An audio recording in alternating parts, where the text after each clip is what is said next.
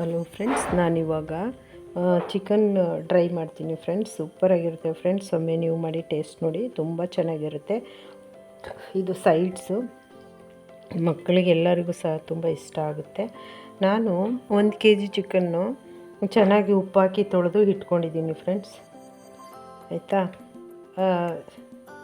ನಂತರ ಇವಾಗ ನೋಡಿ ಅದಕ್ಕೆ ಏನೇನು ಮಸಾಲೆ ಬೇಕು ಅಂತ ರೆಡಿ ಮಾಡ್ಕೊತೀನಿ. ಇವಾಗ ತೋರಿಸ್ತೀನಿ ನೋಡಿ. ಇಷ್ಟೇ ಸಾಕು ಮಸಾಲೆ, ಏನು ತುಂಬ ಹಾಕೋದೇನು ಇಲ್ಲ ಇದಕ್ಕೆ. ತುಂಬ ಸಿಂಪಲ್ಲು ಮತ್ತು ತುಂಬ ಟೇಸ್ಟಿ ಮತ್ತು ಹೆಲ್ತಿ ಕೂಡ. ಹಾಗೆ ಇದಕ್ಕೆ ಏನೇನು ಹಾಕಬೇಕು ಅಂದರೆ, ಒಂದು ದಪ್ಪ ಗಾತ್ರದ್ದು ಗೆಡ್ಡೆ ಬೆಳ್ಳುಳ್ಳಿನ ಬಿಡಿಸ್ಕೊಂಡು ಇಟ್ಕೊಂಡಿದ್ದೀನಿ. ಮತ್ತು ಚಕ್ಕೆ ಲವಂಗ 1 ಇಂಚಷ್ಟು ಚಕ್ಕೆ ಲವಂಗ ಎರಡೂ ಸಹ ಸೇರಿಸ್ತಾ ಇದ್ದೀನಿ. 5 ಲವಂಗಗಳು ಸೇರಿಸಿದ್ದೀನಿ. ಮತ್ತು ಚಕ್ಕೆ ಒಂದು ದೊಡ್ಡದು ಹಾಕಿದ್ದೀನಿ. ಮತ್ತು 1.5 ಇಂಚಷ್ಟು ಶುಂಠಿನ ಕಟ್ ಮಾಡಿ ಹಾಕ್ತಾಯಿದ್ದೀನಿ. ನಂತರ ಹುಣಸೆಹಣ್ಣು ಸೇರಿಸ್ತಾ ಇದ್ದೀನಿ ನೋಡಿ, ಇಷ್ಟು ದಪ್ಪ, ಒಂದು ಗೋಲಿಗಿಂತ ಸ್ವಲ್ಪ ಕಡಿಮೆ ಇರುವಂತಹ ಹುಣಸೆಹಣ್ಣು ಸೇರಿಸ್ತಾ ಇದ್ದೀನಿ. ಮತ್ತು ಒಂದು ಈರುಳ್ಳಿ, ಸಣ್ಣ ಮೀಡಿಯಮ್ ಗಾತ್ರದ್ದು ಒಂದು ಈರುಳ್ಳಿ ಸೇರಿಸ್ತಾ ಇದ್ದೀನಿ ಫ್ರೆಂಡ್ಸ್. ಮತ್ತು ಸಾಂಬಾರು ಸೊಪ್ಪು, ನಂತರ 6 ಹಸಿರು ಮೆಣಸಿನ್ಕಾಯಿನ ಸೇರಿಸ್ತಾ ಇದ್ದೀನಿ. ನಿಮ್ಮ ಖಾರಕ್ಕೆ ಎಷ್ಟು ಅನುಸಾರವಾಗಿ, ಹೆಚ್ಚು ತಿಂದರೆ ಹೆಚ್ಚು, ಕಡಿಮೆ ತಿಂದರೆ ಕಡಿಮೆ, ಆ ಥರ ಸೇರಿಸ್ಕೊಳ್ಳಿ.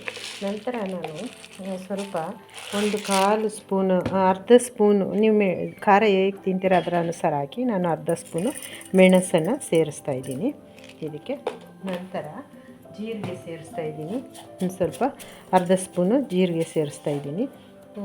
ನಂತರ ನಿಮಗೆ ಇದಕ್ಕೆ ನೀವು ಲಾಸ್ಟಲ್ಲಿ ಗೋಡಂಬಿ ಪೇಸ್ಟ್ ಸಹ ಹಾಕೋಬೋದು, ನಾನು ಸೇರಿಸ್ತಾ ಇಲ್ಲ.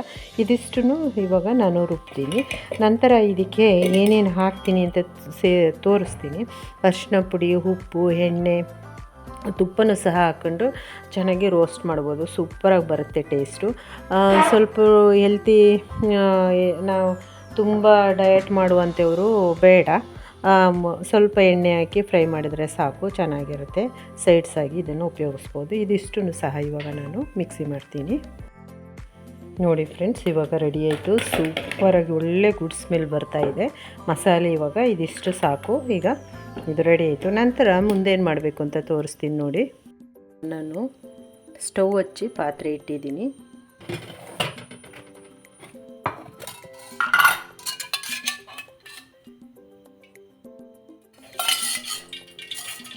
ಅರ್ಧ ಸ್ಪೂನ್ ಎಣ್ಣೆ ಹಾಕಿದ್ದೀನಿ,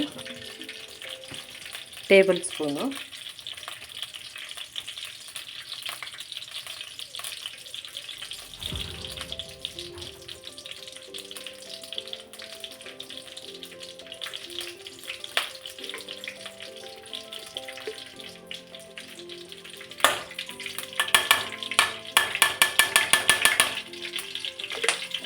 ಇಲ್ಲಿ ನಾನು ಅರ್ಧ ಸ್ಪೂನ್ ತುಪ್ಪ ಸೇರಿಸಿದ್ದೀನಿ, ನಂದಿನಿ ತುಪ್ಪ.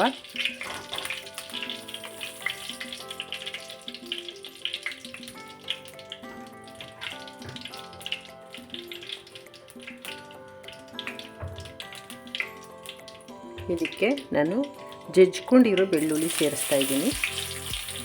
ಜಜ್ಜಿನೇ ಹಾಕಿ ಫ್ರೆಂಡ್ಸ್, ಚೆನ್ನಾಗಿರುತ್ತೆ. ಕಟ್ ಮಾಡಿ ಹಾಕ್ಬೇಡಿ ಪೀಸು. ಎಲ್ಲರೂ ಅದನ್ನ ಸಣ್ಣದಾಗಿ ಕಟ್ ಮಾಡಿ ಹಾಕ್ತಾರೆ, ನಿಜವಾಗ್ಲೂ ಚೆನ್ನಾಗಿರಲ್ಲ. ಯಾವಾಗಲೂ ಜಜ್ಜಿನೇ ಹಾಕಬೇಕು, ಸೂಪರಾಗಿರುತ್ತೆ. ಇದು ಹಿಂದಿನ ಕಾಲದಲ್ಲಿ ಮಾಡ್ತಿದ್ದಂತಹ ಮೆಥಡ್ ಇದು.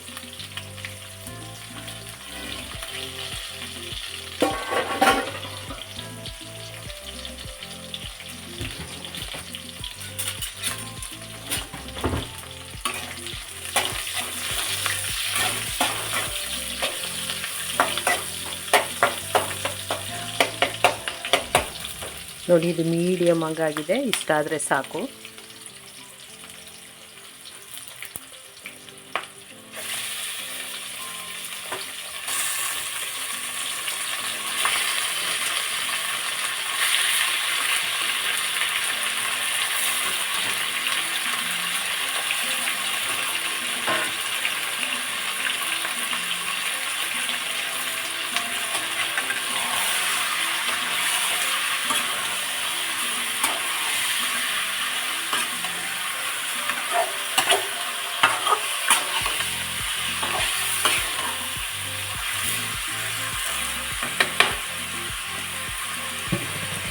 ಇವಾಗ ಚೆನ್ನಾಗಿ ತೊಳೆದಿಟ್ಕೊಂಡು ಉಪ್ಪು ಹಾಕಿ ತೊಳೆದಿಟ್ಕೊಂಡಿದ್ದಂಥ ಚಿಕನ್ನ ಸೇರಿಸಿದ್ದೀನಿ.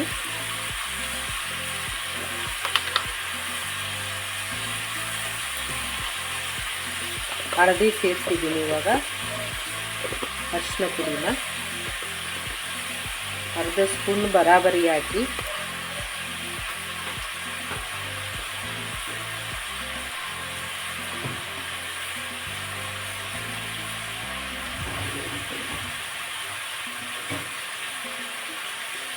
ಉಪ್ಪು ಸೇರಿಸ್ತಾ ಇದ್ದೀನಿ. ಮತ್ತು ಕರಿಬೇವು ಸೇರಿಸ್ತಾ ಇದ್ದೀನಿ.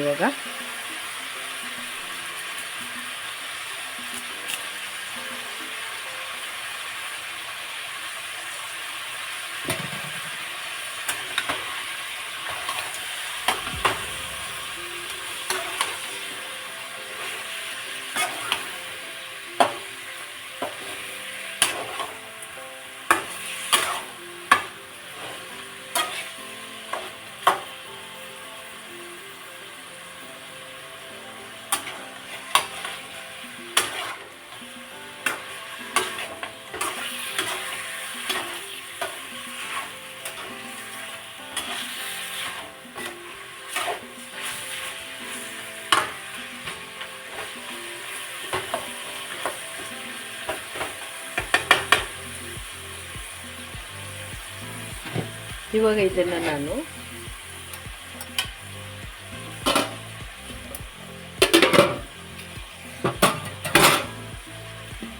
ಇವಾಗ ಮೀಡಿಯಮ್ ಊರಿನಲ್ಲಿ 5 ನಿಮಿಷ ನೀರೆಲ್ಲ ಹಿಂಗೋಗ್ಬಿಡ್ಬೇಕು, ಆ ಥರ ಮುಚ್ಚಿಡ್ತೀನಿ. ನಂತರ ಮಸಾಲೆ ಮಿಕ್ಸ್ ಮಾಡ್ತೀನಿ, ಅವಾಗ ತೋರಿಸ್ತೀನಿ.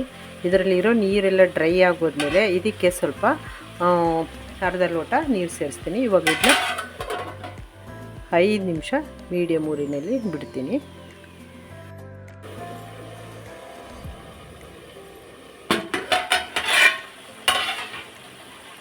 ಇವಾಗ ನೋಡಿ, ಈಗ ರೆಡಿ ಆಯ್ತಿದ್ದು, ಸೂಪರಾಗಿ ರೆಡಿಯಾಗಿದೆ. ಇವಾಗ ನಾನು ಇದಕ್ಕೆ ಮಸಾಲೆನ ಏನು ಇಟ್ಕೊಂಡಿದ್ದೆ ಆ ಮಸಾಲೆನ ಸೇರಿಸ್ತೀನಿ.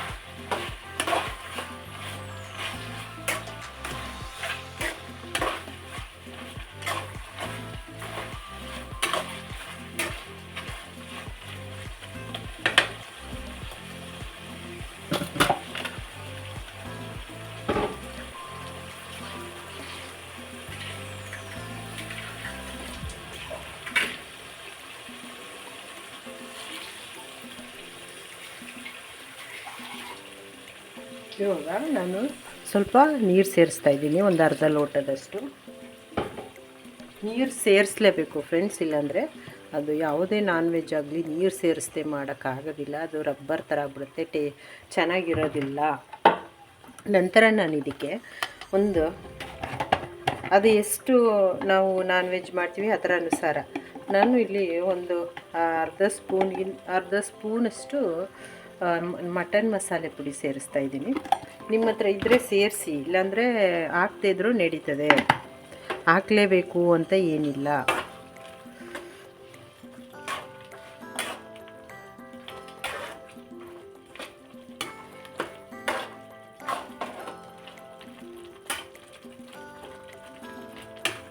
ಇದಕ್ಕೆ ಟೊಮೆಟೊ ಏನು ಹಾಕೋದು ಬೇಡ, ನಾನು ಹುಣಸೆಹಣ್ಣನ್ನ ರುಬ್ಲಿಕ್ಕೆ ಹಾಕಿರೋದ್ರಿಂದ.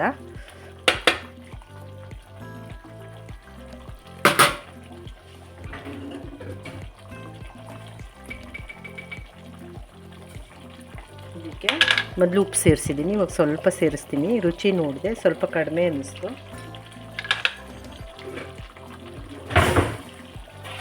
ಇವಾಗ ಇದು ಮುಗೀತು. ಇದು ಕ್ಲೋಸ್ ಮಾಡ್ತೀನಿ ಇವಾಗ. ಅದು ಒಂದು ಕನಿಷ್ಠ 7 ಮಿನಿಟ್ಟು ಇಡ್ತೀನಿ, ಅದು ಡ್ರೈ ಆಗಿಬಿಡುತ್ತೆ, ನಂತರ ಆಫ್ ಮಾಡ್ತೀನಿ. ಇವಾಗ ನೋಡಿ ಈಗ ರೆಡಿ ಆಯ್ತು ಇದು 7 ಮಿನಿಟ್ ಇರಲಿ.